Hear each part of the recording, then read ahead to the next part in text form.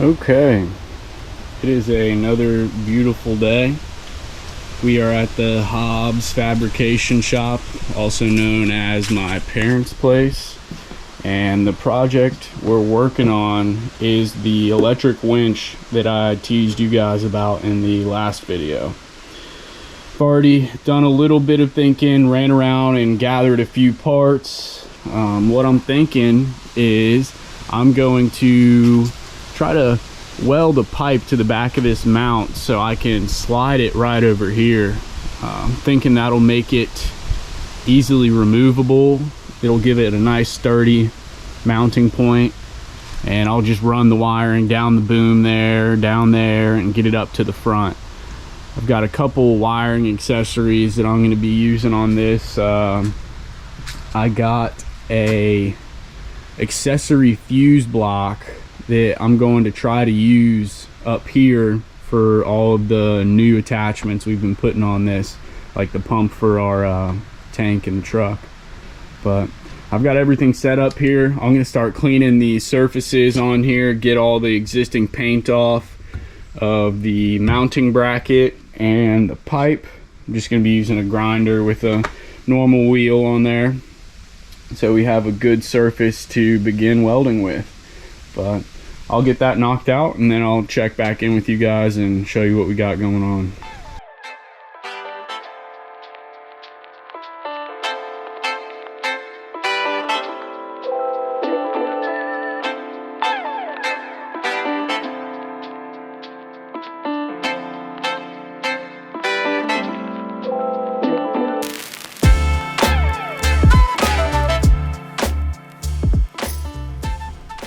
Okay, we've got all of our surfaces we're looking to weld clean.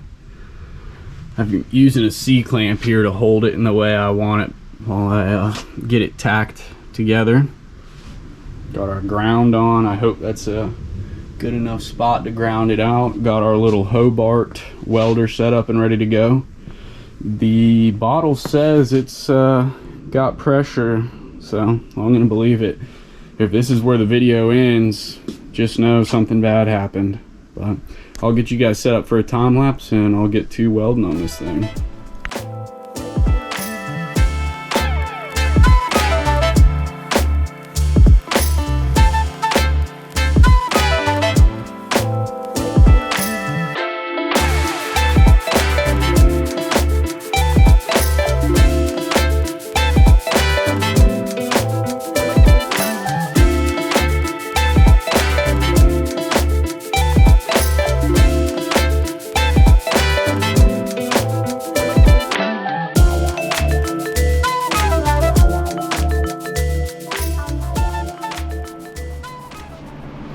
So this is what we're working with after a couple minutes of welding. You might be able to tell, but I went to school for many years to be able to weld like this. So as you can tell, we got some good coloration. That means I'm getting this sucker hot and we're getting a good penetration. Let's come over to this side. Oh, isn't that pretty?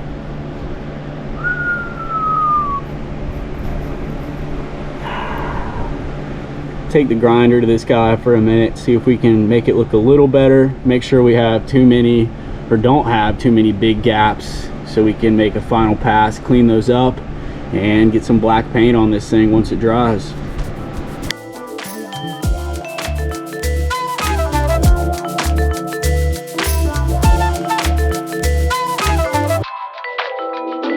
Yeah.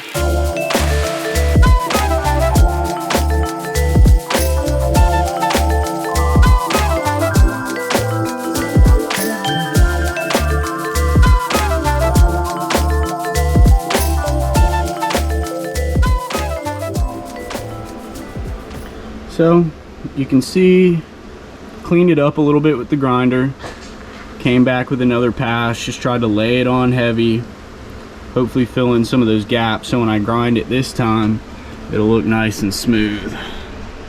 A lot easier once I cleaned it up a little bit and my rod wasn't trying to jump around as I'm moving it just from the depth changing, but pretty satisfied with how this turned out.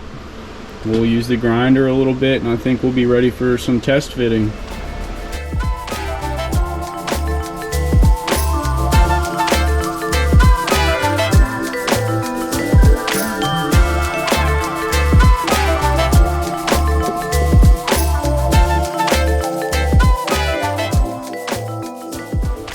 Here we've got it mocked up how I'm thinking. Got our bracket here on the back that we were just working on.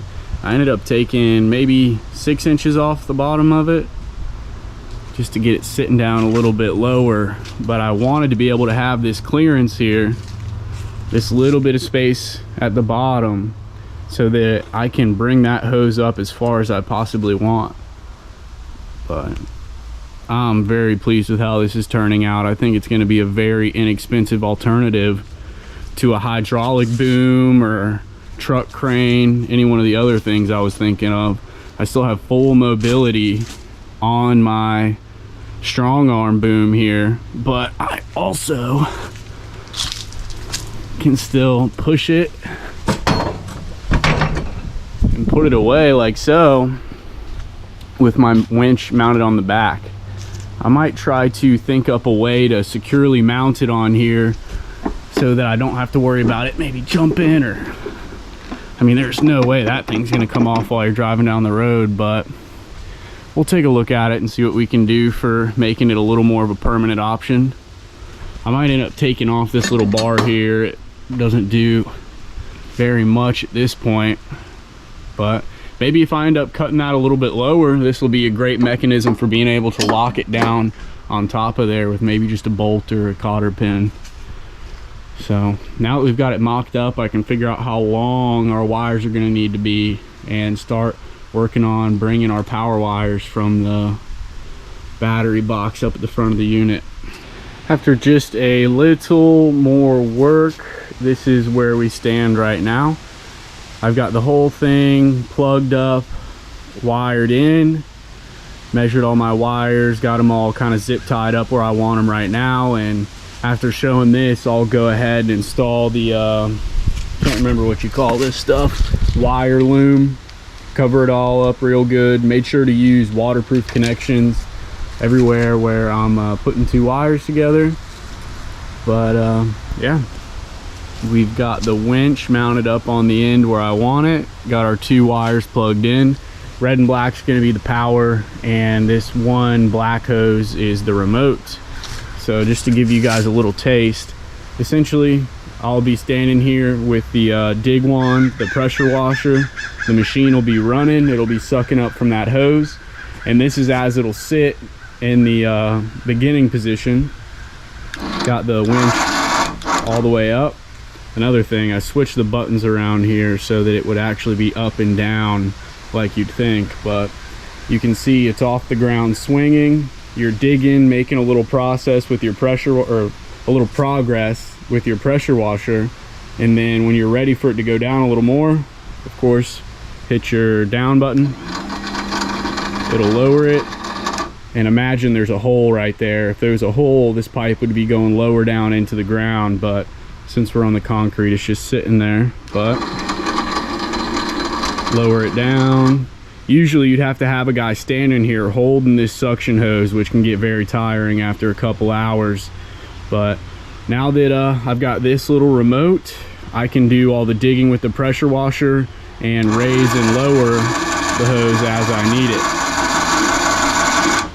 So I custom made this one. It's around 3 feet long for starting the hole, and then once we get in there, we've got our 6-foot tube we can put on, and I've also got another end so I can make a custom 10-foot tube for when we get into those really deep holes.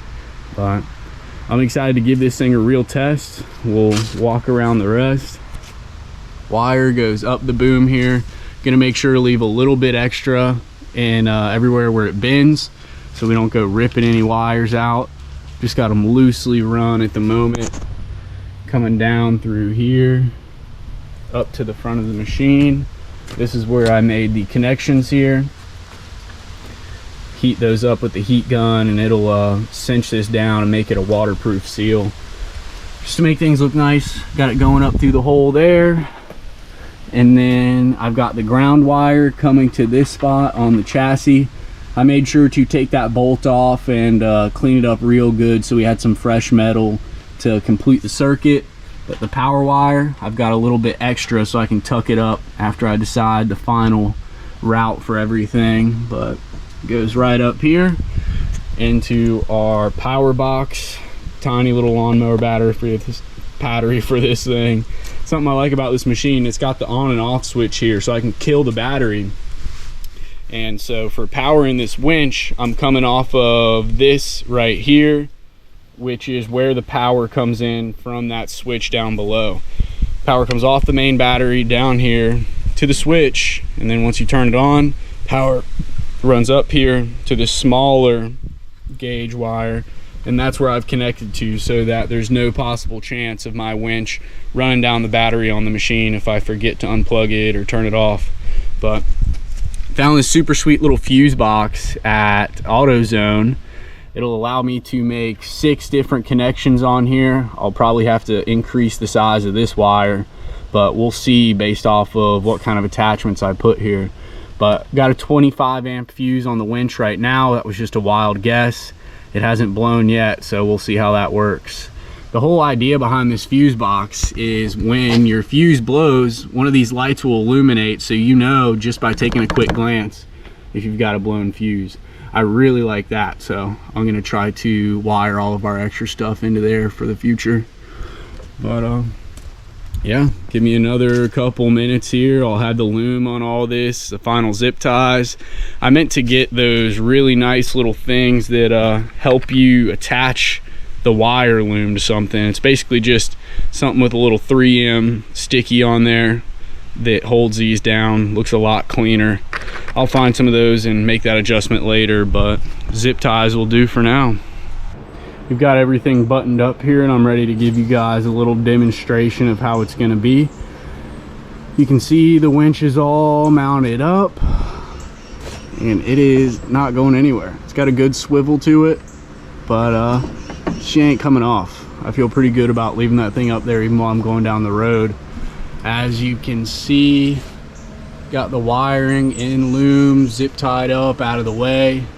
Left a little bit of extra up here where it bends, so hopefully it doesn't kink or get pulled out. But we'll go run through the initial startup process. I'm not going to turn the machine on. We are in a neighborhood right now. But I'll show you guys what it takes to get the winch system up and running. Just like any other day when you pull up to the job, if you haven't already, you will turn your power on. I've got the power for the winch wired up with that switch as well, so there's no way that the winch system can draw power from our battery while the unit's off. But now that we've got that switched on, we can come up to our boom. This is what holds it into place out of the way. Then you can swing it out. Most of the time we use it in the fully extended position. Get that thing straight. Got the winch on the end here. So I might not be able to do this while recording, but I'm going to try to get the hose up in our cable here. But got the cable up and out of the way. Pull that down and I'll get this hose up here. If you'll give me 2 seconds. Okay, 2 seconds later, I've got it set up. Unfortunately, I dropped the GoPro during that process, but this is how you would start a dig. I have my pressure washer wand here ready to go to break up the soil. The head is suspended slightly off the ground. So we're gonna get our remote that came with the winch. Another cool thing, I have a wireless remote coming in the mail right now. It's not made for this winch, but I'm hoping I can figure out a way to make it work, because that would be super fancy and cool. Get this plugged in. As you can see, I now have the remote. Toss it over here so that it's out of the way. But now that I have our remote and the winch is on, I can lower and raise our dig tube. So as I start to make progress with the pressure washer, making mud, the hole's getting deeper, I can hit my down button and lower the tube inside down into the hole.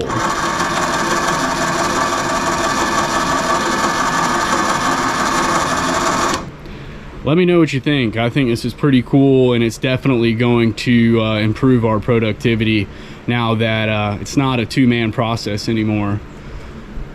Got this idea from some of the big hydro excavation trucks. They have booms that are mounted on the top of the tank. The hoses run along the boom, and you're able to extend it left, right, up, down, whatever you want. So this gives us almost the same functionality for a tenth of the cost. Like I said, I got 60 bucks wrapped up into this winch since I got it on an open box special at Northern Tool.